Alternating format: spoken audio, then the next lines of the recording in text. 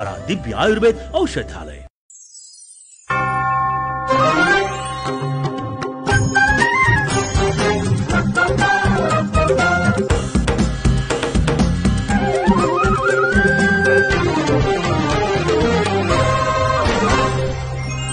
Kasthamandap television.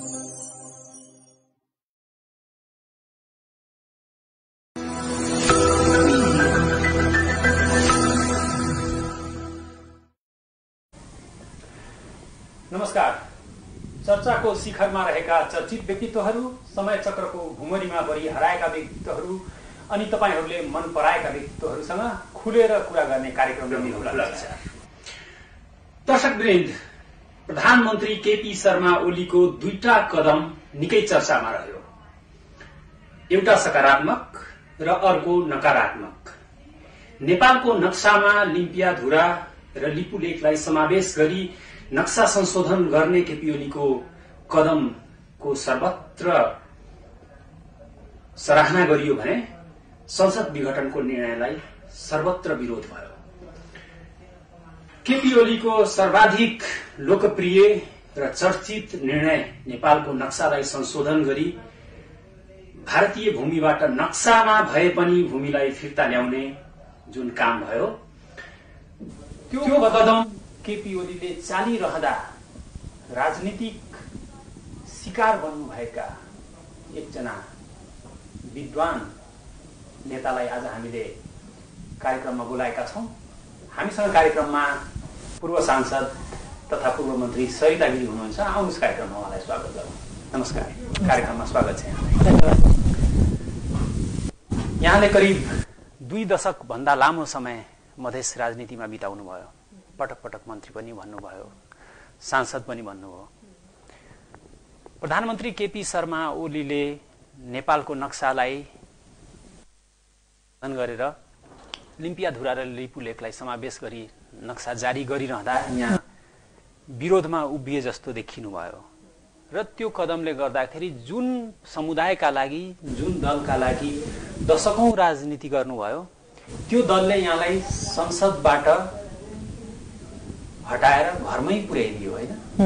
कस्तो अनुभूति गर्नुभएको छ? घरमा मात्र छुइन, समाजमा पनि छु, समुदायमा पनि छु, हो संसदमा छुइन, तर घरमा मात्र छुइन। र अनुभूति कस्तो भएको छ भने एकदमै म ठीक छु, फिलिङ गुड। किनभने मलाई के लागिरहेछ भने मैले आफ्नो कन्साइन्सको अधिकार प्रयोग गरेको छु, एक्लो भए पनि प्रयोग गरेको छु। र आज त्यस बेलादेखि अहिलेसम्मको घटनाक्रम हेर्दाखेरि त मैले बोलेका कुराहरू त सत्य प्रमाणित भइरहेछ, होइन? मैले यति मात्र बोलेको थिएँ नि त, कुनै पनि देशले आफ्नो ड्र गर्न सक्छ, तर त्यसको सबूत र प्रमाण हुनु पर्यो।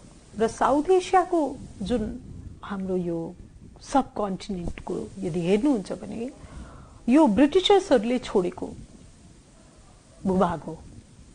त्यसले गर्दा आज पनि चाहिँ तपाईको एकदम हतारमा चाहिँ ब्रिटिशर्सहरू मुलुक छोडेर गएका थिए, भारत छोडेर गएका थिए। र त्यस पश्चात चाहिँ आजदेखि भारत र जुन सीमाको विवादको कारण भारत र पाकिस्तानमा 4 वटा युद्ध भएको छ। भारत र चीनमा एउटा युद्ध भएको छ, सानो सानो टकराहट भइरहेछ, हैन? भारत र बंगलादेशमा पनि समस्या भयो, हैन? अहिले सेटल भएको छ भन्दाखेरि नेपाल जुन अहिले एउटा ट्रान्जिसनमा गइरहेको छ, एउटा नयाँ पद्धतिमा आएको छ र अहिले चाहिँ त्यो पद्धतिले चाहिँ स्थिरता पनि प्राप्त गर्न सकेका छैन, त्यो संविधानले स्थिरता पनि प्राप्त गर्न सकेका छैन। त्यस अवस्थामा एउटा यस्तो विवादास्पद इस्युलाई जुन ढंगले सरकारले बिना सबूत प्रमाणको उठाइराखेको छ, त्यसले गर्दा देश संकटमा पर्न सक्छ। मेरो त्यहाँ थियो। र दोस्रो कुरा, जब नेपालको सरकार र भारतको सरकारमा सहमति भइसक्यो विदेश मन्त्री स्तरमा कि कालापानी र को समस्या चाहिँ हामी कालापानी र सुस्ता, हैन, यो दुईटाको समस्या चाहिँ हामी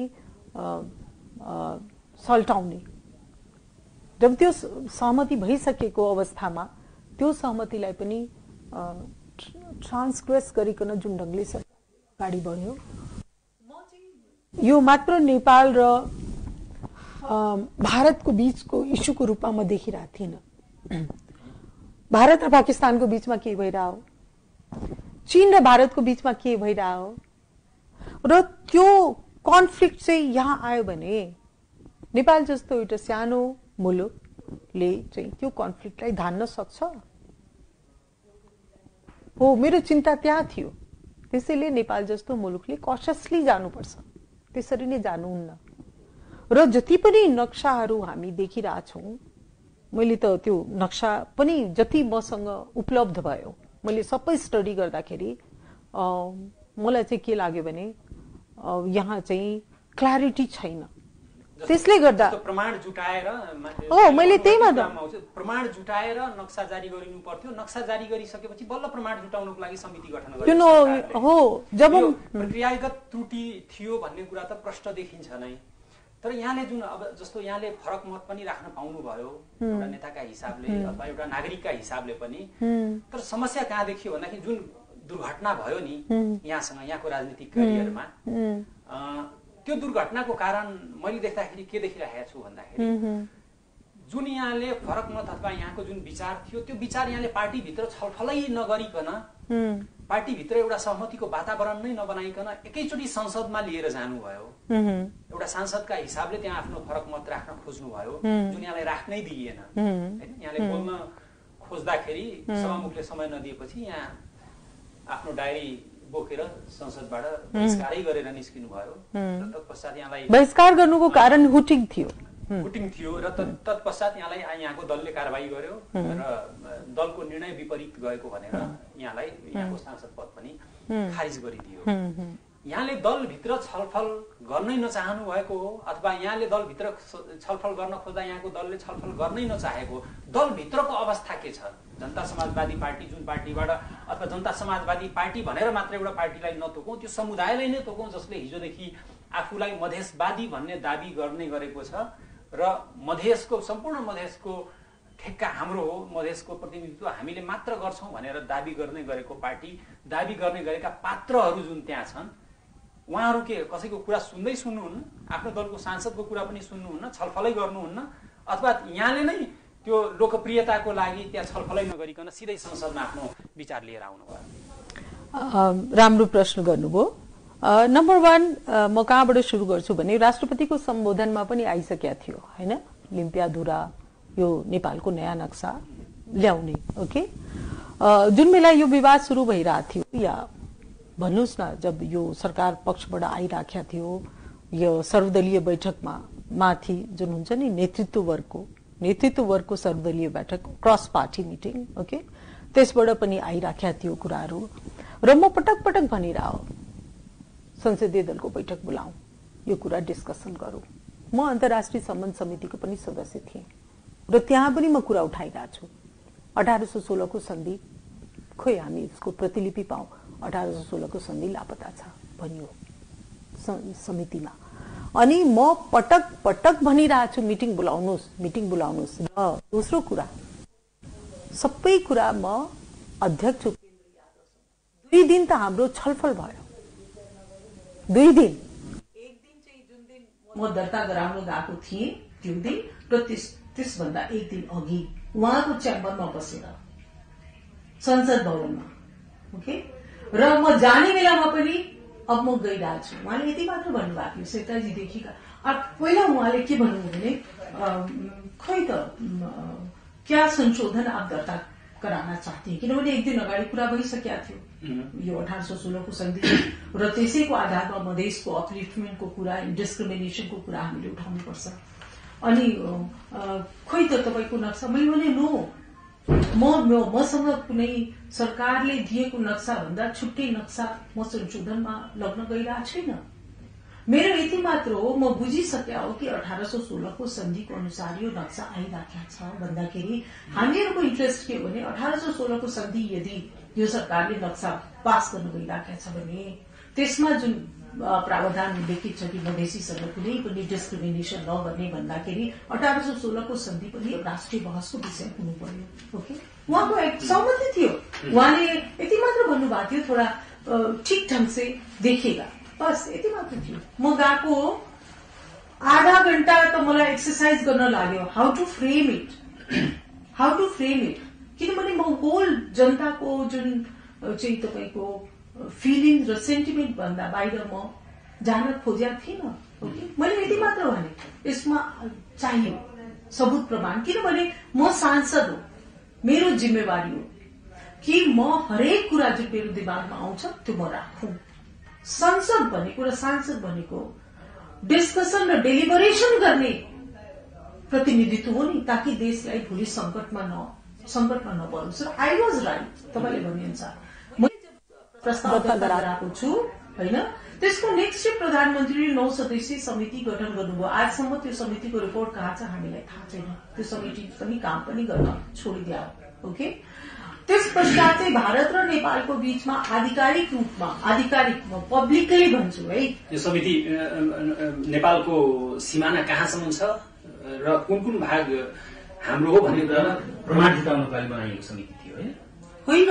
कालापानी, लिम्पियाधुरा र लिपुलेखको बारेमा चाहिँ जुन नक्सामा समेटिएको जुन छ नि नक्सा, त्यसको प्रमाण संकलन गर्नको लागि त्यो कहाँ छ आजसम्म हामीलाई थाहा छैन, जनतालाई थाहा छैन। अनि एउटा सरकार र प्रधानमन्त्री एकजना महिला र म चाहिँ यति एक्लै भए पनि अडिरहेकी छन् भन्दाखेरि प्रधानमन्त्रीले अलिकति पनि बुद्धिमत्ता देखाएको भए उहाँले मसँग बोलाएर कुरा गर्नु पर्थ्यो। के छ तपाईँको मस्तिष्कमा? किनभने म त अन्तर्राष्ट्रिय सम्बन्ध समितिमा, मैले अन्तर्राष्ट्रिय सम्बन्ध समितिमा यहाँसम्म भने यदि तपाईँहरूले सन्तुलन गुमाउनु हो भारत र नेपालको बीचमा, त्यस पश्चात यदि द्वन्द्व बढेर गयो भने अन्तर्राष्ट्रिय शक्तिहरू जुन छन्, अन्तर्राष्ट्रिय सम्बन्ध एकदम क्याओटिक हुन्छ। क्याओटिक हुन्छ नि, त्यहाँ कुनै रुल्स रेगुलेसन चाहिँ चल्दैन, जसको जति स्ट्रेन्थ हो माइट हुन्छ। मलाई मेरो हेर्नुहोस्, म नेपालको हितमा बोलिराखेका थिएँ। म भारत र नेपालको जनताको बीचमा जनस्तरमा जुन सम्बन्ध छ, त्यहाँनिर सरिताजी जस्तो यहाँले उठाउनु भएको प्रमुखताका साथ त्यति चर्चा पाउन सकेन, तर प्रमुखताका साथ उठाउनु भएको एजेन्डाले यहाँको कन्सर्न कहाँनिर देखिया थियो भन्दाखेरि यो अनसिन देखिएको कन्सर्न एउटा के थियो भन्दाखेरि यसरी नक्सा जारी गर्दा भारत रिसाउँछ कि भारत र नेपालको बीचमा सम्बन्ध बिग्रिन्छ कि भन्ने कन्सर्न एउटा सरितागिरीको हो कि भन्ने है। यो भनौँ न, हामी मिडिया कर्मीले अथवा आम जनताले देखेको चाहिँ भारत रिसाउँछ भनेर सरितागिरीलाई किन यति धेरै चिन्ता भन्ने एउटा। अर्को चाहिँ यहाँले उठाउनु भएको विषय के थियो भन्दाखेरि जुन सन्धिको यहाँले कुरा गर्दै हुनुहुन्थ्यो, ब्रिटिससँग भएको सन्धि, त्यो सन्धिमा नेपालमा रहेका मधेसी मूलका नागरिकसँग भेदभाव गर्न पाइँदैन, पार्सियलिटी गर्न पाइँदैन भन्ने बुदा छ। त्यो बुदा पनि लागू हुनु पर्यो भन्ने यहाँको माग थियो, जसले खासै चर्चा पाएन। नेपालका नागरिक चाहे मधेसी हुन् अथवा पहाडी हुन् अथवा हिमाली हुन् अथवा थारू हुन्, नेपालका नागरिकले मसँग भेदभाव हुनु हुँदैन भनेर एउटा विदेशीसँग गरेको सम्झौतामा टेकेर त्यो अधिकार सुनिश्चित गर्न आवश्यक छ। नम्बर 1, भारत रिसाउँछ कि रिसाउँदैन, that was not my concern. भारतलाई पनि थाहा थिएन। ओके, अनि त्यसले गर्दा चाहिँ तपाईँले हेर्नुभयो होइन, इन्डियन मिडियाले कसरी क्यारी गर्यो, like it was a kind of surprise also to them. Okay, मेरो कन्सर्न दुईटा थियो। नम्बर 1, यो रिजनमा कन्फ्लिक्ट नबढोस्। माई फर्स्ट कन्सर्न युद्धको अवस्था नआओस्। Okay, my second concern, if scientifically rational हुनु पर्यो नि त। तपाईँ 21औं शताब्दीमा आउनुहुन्छ अनि यस्तो कुरा हुन्छ, रेशनालिटी नभइकन हुन्छ। र यो साउथ एसियामा मलाई सोध्नुहुन्छ भने आज पनि त्यो मेरो आफ्नो जुन प्रिन्सिपल छ त्यसमा म अडिग छु। ब्रिटिशर्सहरूले छोडेका द्वन्द्वका लेगेसीहरू राष्ट्रियताको विषय बन्नुहुन्न। चीनले त भारतलाई भनिसक्यो हो, चीनले भने हो, चीनको फरेन मिनिस्टरले भन्नुभएको भारत र चीनको बीचमा सीमाको विवाद राष्ट्रियता बारेको विवाद होइन। तो जब नेपाल र भारतको बीचमा त त्योभन्दा पनि गहिरो सम्बन्ध हो। अब जुन तपाईँ मधेसको कुरा उठाउनुभयो त्यसलाई दुईटा डाइमेन्सनबाट हेर्नुहोस् है।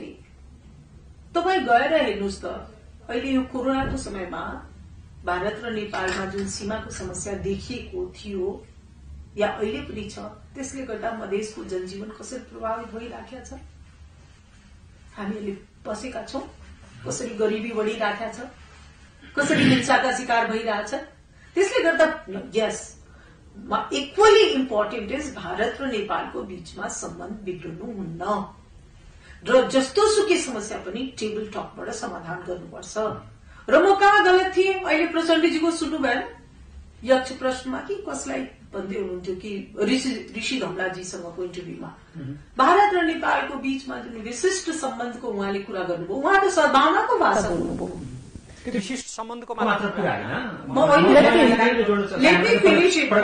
प्रचण्डले के पनि भन्नुभयो भन्दाखेरि श्वेताजी अहिले म यो कहाँनिर जोड्न खोज्दैछु भन्दाखेरि यहाँले यो भारत र नेपालको सम्बन्ध नबिग्रोस् भनेर त्यो चासो राखेर अथवा भनौँ न त्यो नियत राखेर यहाँले यहाँको तरिका यहाँको ठाउँबाट सही थियो होला अथवा गलत थियो होला।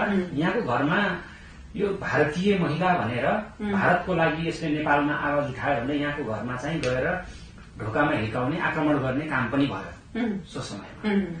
अहिले प्रचण्डजीले के भन्नुभयो भन्दाखेरि सार्वजनिक रूपमा जसपा, नेपाली कांग्रेस र प्रचण्ड माधव नेपाल समूहको संयुक्त सरकार भयो भने भारतको लागि सहज हुन्छ, त्यसले गर्दाखेरि यस्तै किसिमको सरकार बनाउनुपर्छ भनेर उहाँले वक्तव्य दिनुभएको छ।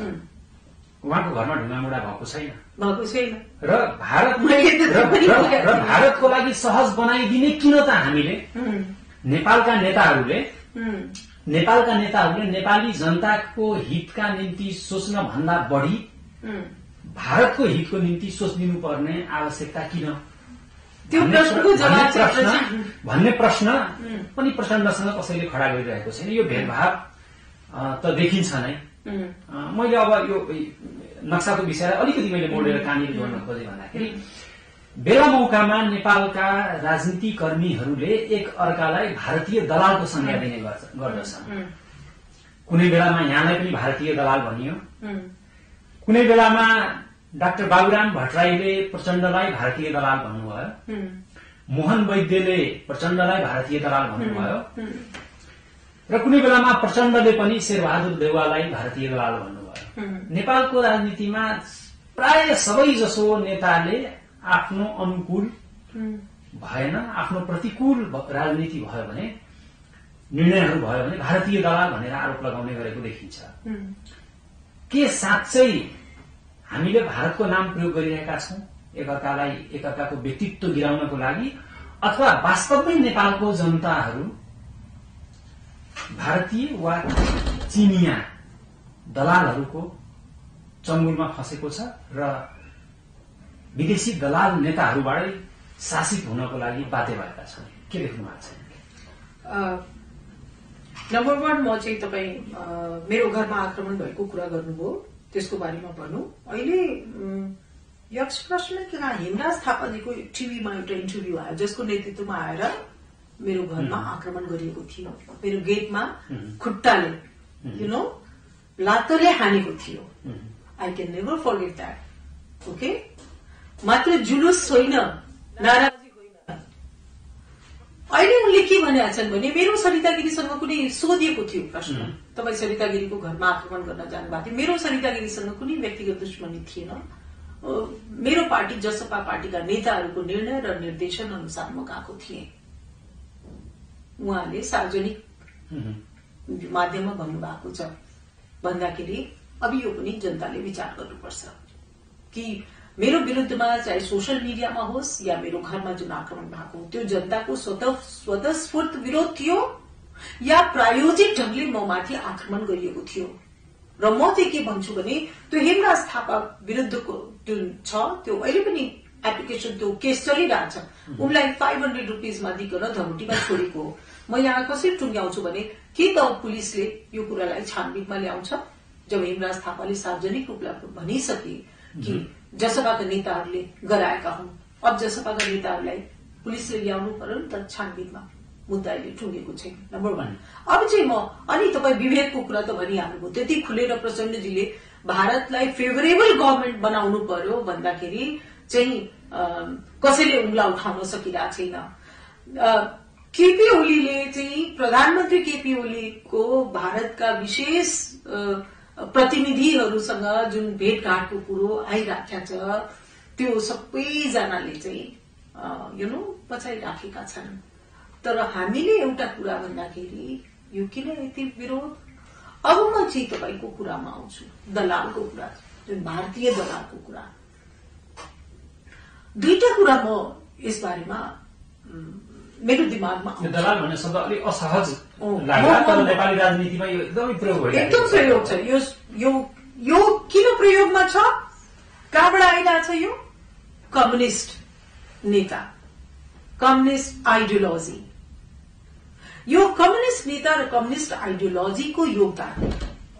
त्यति मात्र होइन, भारतलाई चाहिँ साम्राज्यवादी विस्तारवादी भन्छन्। ओके, हिजो जुन ब्रिटिशर्सहरूलाई, जुन अंग्रेजहरूलाई साम्राज्यवादी विस्तारवादी भनिकन भारत र नेपालले जुन आफ्नो स्वतन्त्रता जुन यो गरे नि, चाहिँ हासिल गरे नि, भारत स्वतन्त्र भएपछि नेपाल भएको हो नि त।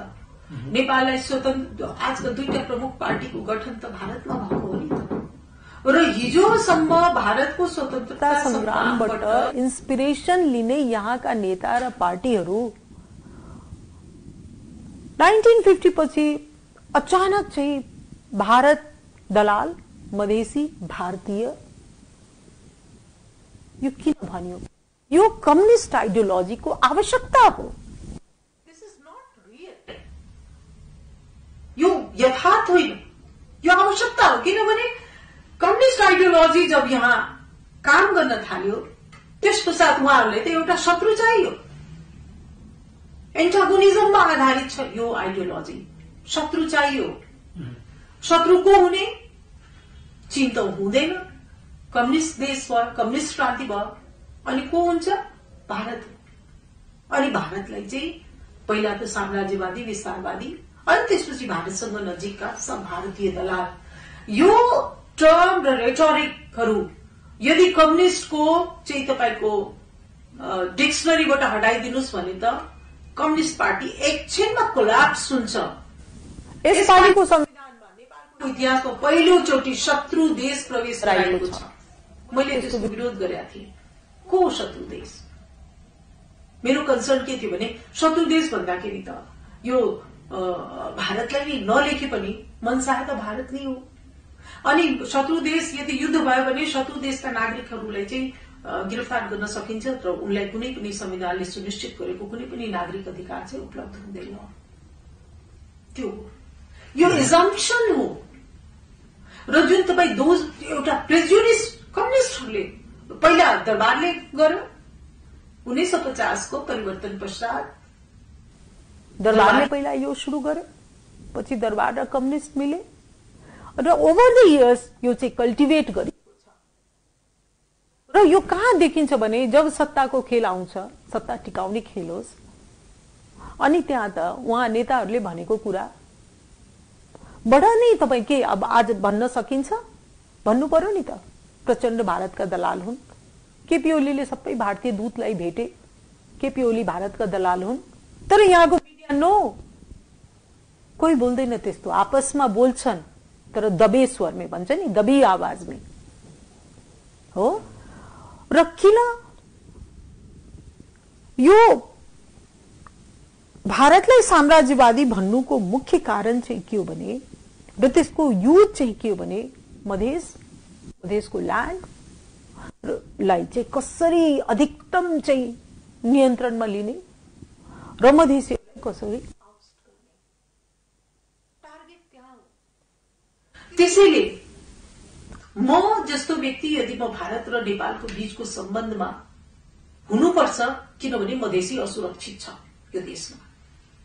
जबसम्म मधेसीलाई यो फिल हुँदैन कि yes I am the equal citizen, पहिले नै त भनिहाल्नुभयो प्रचण्डजी जे बोले पनि ठिक, केपी ओलीजी जे गरे पनि ठिक, उहाँले एकातिर नक्साको त्यो प्रमाण जुटाउने कमिटी पनि बनाउनु भयो, अनि त्यो रिपोर्टै नआइकन नक्सा पनि पास गराउनु भयो, अनि त्यसको सर्वत्र चाहिँ प्रशंसा पनि भयो। तपाईँले भन्नुभयो प्रमाणै नगरिकन अनि यहाँ जनताले जुन आफ्नो नेताले गर्छ त्यो सब ठिक भन्दाखेरि त हाम्रो राजनीतिक जुन छ नि ऱ्यासनालिटीमा आधारित छैन,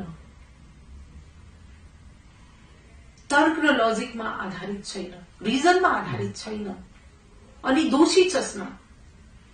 अब भनिदिया छ म नेपालको नागरिक हो, तर कुनै पनि कन्ट्रोभर्सी आयो भने ऊ भारतीय महिला।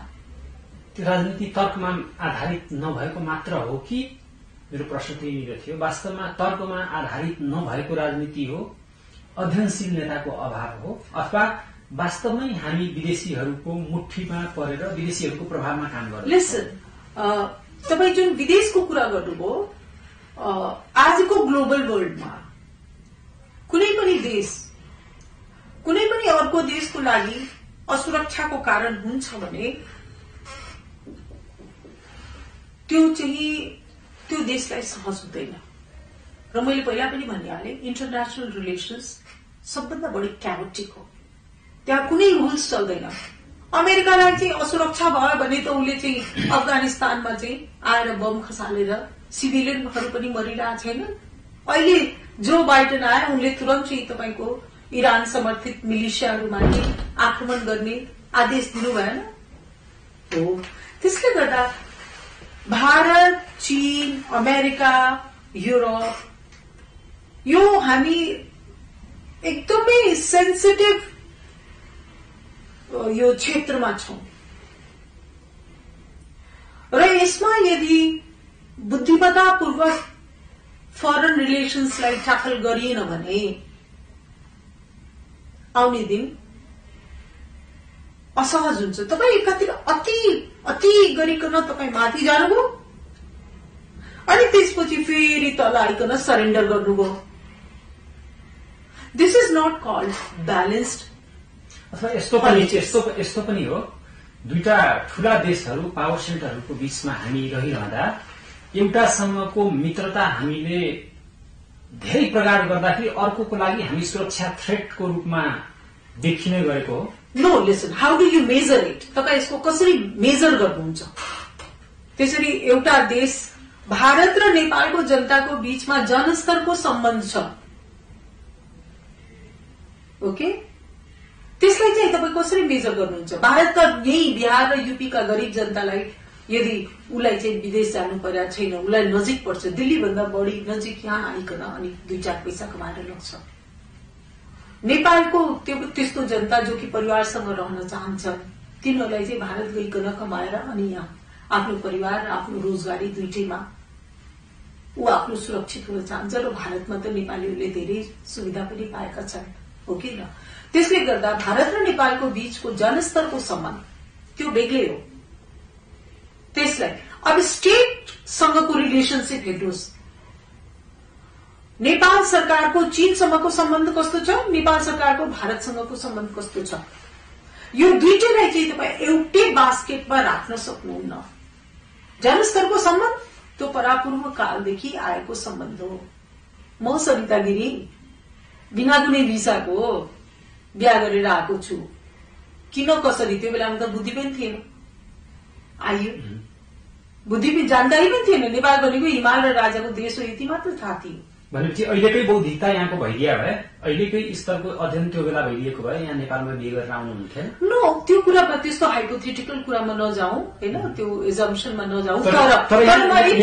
यहाँले त्यो बेलामा बिहे गरेर आउँदा मेरो त्यो बेलामा त्यो हिसाबको बुद्धि थिएन, त्यो हिसाबको जानकारी थिएन भनिरहँदा यहाँ विवाह गरेर नेपाल आउनुभयो र नेपालको नागरिक हुनुभएकोमा पश्चाताप देखिन्छ। म चाहिँ पश्चाताप चाहिँ त्यो शब्दमा नजाउँ, तर म एउटा चाहिँ कुरा भन्छु, बाँच्नु चाहिँ धेरै गाह्रो। उपयुक्त शब्द भनिदिनुहोस्। बाँच्नु चाहिँ धेरै गाह्रो, कठिन भएको छ, कठिन, धेरै कठिन। नेपाली भएर जीवन निर्वाह गर्दा जहिले पनि लाइक वेन यस जहिले पनि I want to live as a equal citizen. मेरो नोसन त्यो हो।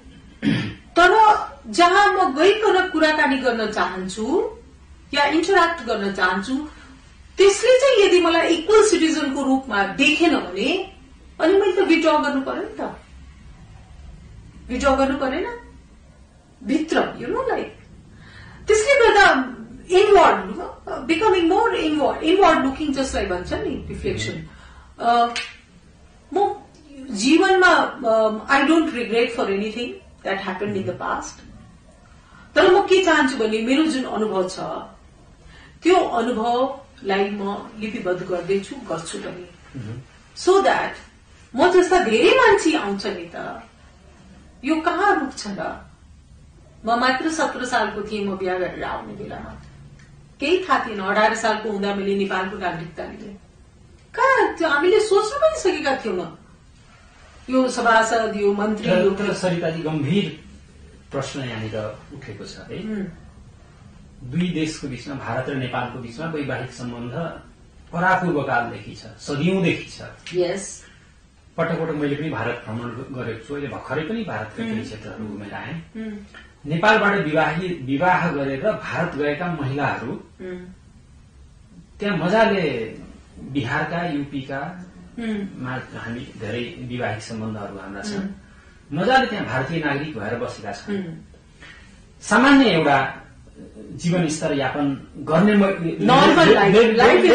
गर्दाखेरि लाइफ इज नर्मल। यहाँ जस्तो व्यक्ति जो अध्ययनशील हुनुहुन्छ, विद्वान हुनुहुन्छ, भारतबाट विवाह गरेर 18 वर्षको उमेरमा यहाँ भन्नुभयो, 17 वर्षमा बिहा गरेर नेपाल आउनुभयो। त्यस पछाडि राजनीतिमा लाग्नुभयो, राजनीतिमा पनि सधैँ लाइमलाइटमै रहनुभयो। यहाँ मधेसको लागि राजनीति गर्नुभयो, सांसद बन्नुभयो, पार्टीको अध्यक्ष नै हुनुभयो, यहाँ सद्भावना पार्टीको होइन, मन्त्री हुनुभयो। चाहिँ राज्यको उच्चतम तबकामा बसेर काम गरेको एकजना व्यक्तिले झन्डै झन्डै रिग्रेट फिल गरिराखेको छ होइन। यो यहाँले यो शब्द प्रयोग गर्न नचाहे पनि यहाँको भावना त त्यो देखिन्छ नि। अथवा यहाँकै शब्दमा भन्यौं, त्यसलाई एउटा शब्दले परिभाषित नगरिकन असहज महसुस त गर्नु भएको छ। होइन, जीवन धेरै कठिन रह्यो, आई डु एडमिट इट। भावनाका हिसाबले अथवा सुविधा र हरेक दृष्टिकोणले। र एउटा कुरा के बुझ्नुहोस् भने जब आमाको जीवन कठिन हुन्छ त्यसको असर चाहिँ बच्चाहरूमा पनि जान्छ है। आमाको जीवन कठिन हुँदाखेरि परिवार नै प्रभावित हुन्छ। ओके, जीवन धेरै कठिन रह्यो। तर अर्को कुरा म के भन्छु भने यो मेरो अनुभव, र म सायद सुरुदेखि अलिक सोशल माइन्डेड हुन्छ नि, लाइक पब्लिक लाइफमा आउनुको कारण त एउटा कारण हो नि कि म सोशल माइन्डेड हो।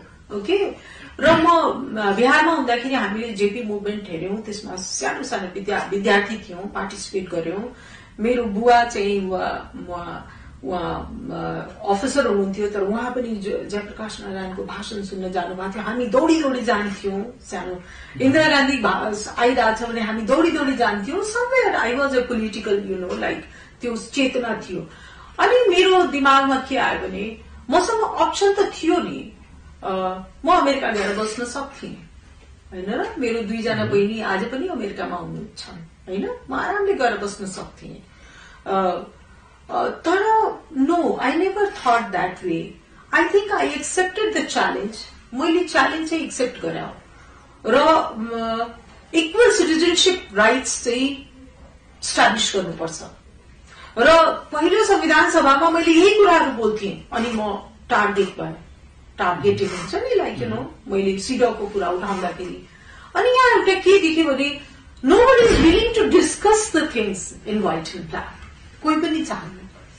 मैले भनेको कुरा यदि सही हो भने सुन्छन्, अनि त्यसपछि नो फर्दर डिस्कसन। किनभने डिस्कसन भएपछि को ट्रुथ आउँछ नि त। यदि तपाईसँग कोही डिस्कसनै गर्न चाहेन भने अनि त ट्रुथ आउँदैन नि त। Okay, so that is how the voices are muted. म भन्छु म्युट गर्ने। ओके, म्युट गर्ने। ओके, र तपाईले सद्भावनाको राजनीति भन्नुभयो। म कंग्रेसमा पनि 46 साल, म पहिला त 46 सालको जनआन्दोलनमा त्यत्तिकै सड़कमा निस्किया थिएँ। म पार्टीको सदस्य पनि थिइनँ। मेरो ज्वाइँ हुनुहुन्थ्यो, उहाँले अमेरिकामा हुनुहुन्छ। जाउँ पुरीजी म र तपाईँ चाहिँ हामी आन्दोलनमा जाउँ भाग लिनु, उहाँ पनि आउनुभयो र 2 दिन त्यो बेलामा सड़कमा यो चाहिँ तपाईँको यो जम्मै चाहिँ तपाईँको यो असनहरूतिर हामी दरबारमा त्यो देखिरहेका छौँ है। कतिजना साथीहरू त हरिहर विलयजी उहाँहरूले भेट्या पनि, उहाँ त प्रदीप दाईको साथी भएको हुनाले उहाँले मलाई चिन्नुहुन्छ धेरैजना। तर म त्यो 46 सालको राति 12 बजे मलाई चाहिँ के लाग्छ भने डेमोक्रेसीको डिक्लेरेसन भएपछि त्यो राति म जति खुसी भएको थिएँ, म बाहिर त्यो हुन्छ नि त्यो सिँढीमा ओर्लेर आकाश र चाँद र तारा हेरिकन मेरो आँखाबाट आँसु आयो, oh democracy, because that is I think in my being, you know. So as a democrat I thought no maybe म यसमा मैले काम गर्नुपर्छ भनेर। त्यो घटनाले 40 सालमा घोषणाको घटनाले यहाँमा राजनीतिक चेतना त्यसको ब्याकग्राउन्ड पनि छ नि त। म त्यहाँ गाउँ घर बस्तीपुर ढानहरू हेर्थे, यति रिप्रेसन थियो, यति गरिबी थियो, मानिस के बोल्न नसक्ने, टिभी भएको छ, दलितहरू उनीहरूसँग खाना छैन, आउँथे म कतिजनाले ल महिनामा म यति पैसा दिन्छु तिमी आफ्नो फ्रुट्स यो खाऊ। त्यो रिप्रेसन र पुलिसको देख्थे, गरिब मान्छेको त्यो ट्र्याक्टर नै कहाँ पठाइदिने कहाँ फालिदिने पुलिसले। काठमाडौँ आयो त्यहाँ हेर्थे त्यो अहिले जुन त्यो तरकारी बेच्ने फलफूल बेच्ने तिनीहरूसँगको दुर्व्यवहार हेर्थे। 1985 को कुरा हो, ओ माई गॉड। अनि योहरू म देखिरहेको थिएँ र घरमा पनि discrimination, you know like not social discrimination, you know like हुन्छ नि फ्यामिलीमा कहीँ न कहीँ आउने क्या यो आई एम फ्रम इन्डिया र हामी मधेसी, यो इन्टरचेन्जेबली जहाँ फाइदा हुन्छ भारतीय भनेर गाली गर्न त्यहाँ भारतीय भनिदिने, जहाँ मधेसी भनिकन दबाउनु पाइन्छ त्यहाँ मधेसी भनिदिने। So you know like 2 terms interchange गरिराख्ने। ओके, त्यसले गर्दा म चाहिँ सोशल माइन्डेड भएर लागे। म रिग्रेट गर्दिनँ, तर it has been full of challenges. त्यो चाहिँ हो, सजिलो छैन। इभन नेपाली कंग्रेसमा मैले 5-6 वर्ष काम गर्दाखेरि फर्चुनेटली त्यो बेला पनि अलिअलि पढ्थे। कस्तो लाग्थ्यो भने एउटा सीमामा थ्रेसहोल्ड जसलाई भनिन्छ नि, कुनै पनि कुरामा तर्क गर्दाखेरि, लजिक राख्दाखेरि त्यो थ्रेसहोल्डमा पुगिसके पश्चात मेरो कुरा सही भए पनि मैले चाहिँ मौन हुनुपर्ने थियो र एउटा पहाडी मूलका नेता या नेताले जुन भनिराखेका छ त्यो कुरा प्रिभेल गर्नुपर्ने। This is what that I experienced also in Nepali Congress. यो पछिल्लो घटनाको अलिकति कुरा गरौँ न। यहाँसँग कुनै बेलामा राजनीतिक रूपमा सँगै बसेर पनि एउटै कमिटीमा बसेर हामीले काम गरेका छौँ। यहाँको बारेमा यहाँको अगाडिमा नगरिएला पछाडिमा के विश्लेषण गरिन्छ भन्दाखेरि तपाईले जे कुरामा पनि एकदम सूक्ष्मताका साथ हेर्नुहुन्छ। त्यो हिन्दीमा एउटा भन्छ नि बालका खाल निकाल्न। तपाईँले सूक्ष्म भन्नुपर्ने, that is the better word. Okay, भन्दाखेरि यो म नाम नभनौँ, बालका खाल निकाल्ने वाली सरिता गिरी भनेर कुनै ठुलै नेता जो अहिले राजनीतिक परिदृश्यमा ठुलै ठाउँमा हुनुहुन्छ उहाँले भन्नुभएको शब्दावली मैले सापटी लिएर यहाँ बोलेको हो। त्यसै त्यो रूपमा यहाँलाई हेरिन्थ्यो र यहाँले जुन अघि चर्चा गर्नुभयो विषयवस्तु राख्दाखेरि सुन्ने तर त्यसमा छलफलै गर्न नचाहने प्रवृत्ति यहाँले पनि महसुस गर्नुभएको रहेछ। त्यो मधेसवादी दलमा मात्रै होइन, नेपाली कंग्रेसमा पनि त्यो अवस्था महसुस गर्नुभएको थियो। पछिल्लो घटनाक्रमले त्यो सायद जुराइदियो यहाँलाई सांसद पदबाट हटाउनका लागि अथवा जनता समाजवादी पार्टीबाट हटाउनका लागि सायद जुराइदिएको हो। यथार्थ चाहिँ के हो भन्दाखेरि विश्लेषण गर्नेहरूले के पनि भन्छन् भन्दाखेरि सरिता गिरी मधेसको राजनीति गर्ने मान्छे, सद्भावना पार्टीको झण्डा, सद्भावना पार्टीको छाप र सद्भावना पार्टीको नामको लागि नै यहाँले धेरै वर्ष मुद्दै पनि लड्नुभयो। जब जनता समाजवादी पार्टी बन्यो त्यहाँ उपेन्द्र यादव हावी हुनुभयो। महन्त ठाकुर, राजेन्द्र महतो लगायतका व्यक्तित्वहरू अलिकति कमजोर भएर जानुभयो। उपेन्द्र यादव हावी हुनुभयो, जुन उपेन्द्र यादवले मधेसवाद भन्ने चिजै छैन भनेर भन्नुहुन्छ। र बाबुराम भट्टराई माओवादीको राजनीति गरेको व्यक्तित्व त्यहाँ गइसकेपछि यो मधेसवादी दल र मधेसवाद राजनीति नै समाप्त समाप्त भइसक्ने स्थितिमा पुगिसकेपछि सरितागिरी किन चाहियो भनेर पनि सरितागिरीलाई हटाएको हो? नम्बर 1 म पहिला बाबुरामजीसँगै सुरु गर्छु। ओके, पहिला अहिलेको घटना जोड्छु। अहिले जुन क्राइसिस सुरु भयो नि त, अनि जसपाको म स्टेटमेन्टहरू पढिराखेका थिएँ क्या लोकल लेभलमा, मधेसको इस्युलाई प्राथमिकता दिँदै अब आन्दोलन सुरु गर्ने भन्दाखेरि जसपाले त मधेसको आवश्यकता पर्यो। नम्बर 1 भोट लिनको लागि आफ्नो कार्यकर्तालाई चलायमान गर्नको लागि। एउटा कुरा नबिर्सनुहोस्, कार्यकर्ता त इमान्दार छन्। कार्यकर्ता जुन छन् तिनीहरूमा मधेसवादको भावना, मतलब ग्रासरूटका लिडर्स जो मधेसको भूमिमा हुनुहुन्छ, त्यो ग्रासरूटका लिडर्स एन्ड एक्टिभिस्ट एकदम उहाँहरू मधेसवाद नै दिमागमा राखिकन उहाँहरू आज पनि चलायमान। समय कम भएको अलिकति म अझ क्लियर गर्छु। म यो कुन एस्पेक्टबाट पनि तपाईँले यो प्रश्न सोध्दैछु, जसपाको नेताहरूको चरित्रको बारेमा अलिकति यहाँले प्रश्न पारिदिनुपर्छ किनभने सँगै काम आज केपी ओलीलाई प्रतिगमनकारी भन्ने जसपाका नेताहरूले केपी ओलीलाई प्रधानमन्त्री बनाउनको लागि भोट हालेका छन्। अब केपी ओलीलाई प्रधानमन्त्रीबाट हटाउनुपर्छ भनेर अर्कोतर्फ जसपाका नेताहरूले प्रचण्डसँग साँठगाँठ गर्दैछन् भने एट द सेम टाइम जसपाकै नेताहरू केपी ओलीसँग पनि डिल गर्दैछन्। तपाईँ यो मुद्दामा हामीसँग आइदिनु भयो भने हामी तपाईँसँग उभिन्छौँ है भनेपछि मधेसवादको नारा लिइरहने, मधेसी जनतालाई, मधेसवाद बोकेका कार्यकर्तालाई प्रयोग गरिरहने, तर कुनै पनि एउटा आइडियोलोजीमा नहिँड्ने र व्यक्तिगत स्वार्थका लागि सिङ्गो मधेसलाई, सिङ्गो पार्टीलाई प्रयोग गरिरहने चरित्र जुन जसपाका नेताहरूमा देखिएको छ, त्यसमा तपाईँ बाधक हुनुहुन्थ्यो र तपाईँले हटाइदिनु। They lack vision. Number 1, they lack vision. Okay, I'm sorry to say this, but I'm saying this bluntly. They lack vision. जब मानिसको भिजन हुँदैन नि त्यसपछि कुन बाटो जाने त्यो थाहा हुँदैन। ओके, अनि त्यसपछि सर्भाइभलको गेममा यहाँ जुन भन्छ नि यता यता यता यता त्यो। तर म कहाँबाट अहिले फेरि अर्को चाहिँ तपाईँ बाबुरामजीको पनि कुरा ल्याउनु भयो। बाबुरामजी र मधेसवादी नेताहरूले संविधान सभा एक विघटन गरेका हुन्, त्यसको जवाब आजसम्म गरिएको छैन। जहाँ चाहिँ आज जुन 11 प्रदेशको नाम लिकन जसपा चाहिँ राष्ट्रिय पार्टी बन्ने, अब हामी राष्ट्रिय पार्टी बनिसक्यो, मैले भन्नै पर्दैन उहाँहरू मधेसवादी हुनुहुन्छ कि हुनुहुन्न। कार्यकर्ताको कुरा हामीले गरिहाले। उपेन्द्रजीले साफै मधेसवाद के हो मैले बुझेको छैन, त्यो छ हरेक ठाउँमा। ओके, राजेन्द्रजी अब हामी छैनौँ मधेसवादी, अब हामी राष्ट्रिय पार्टी गइसकेका छौँ हो।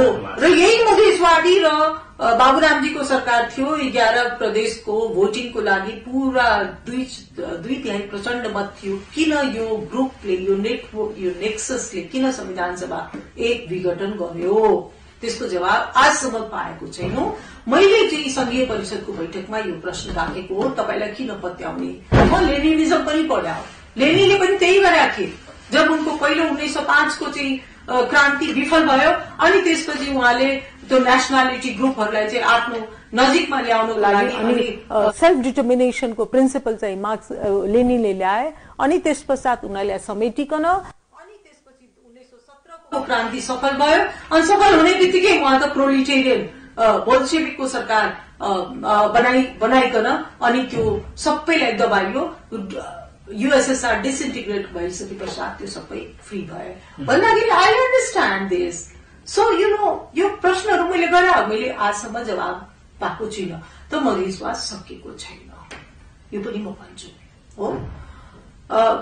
जसपा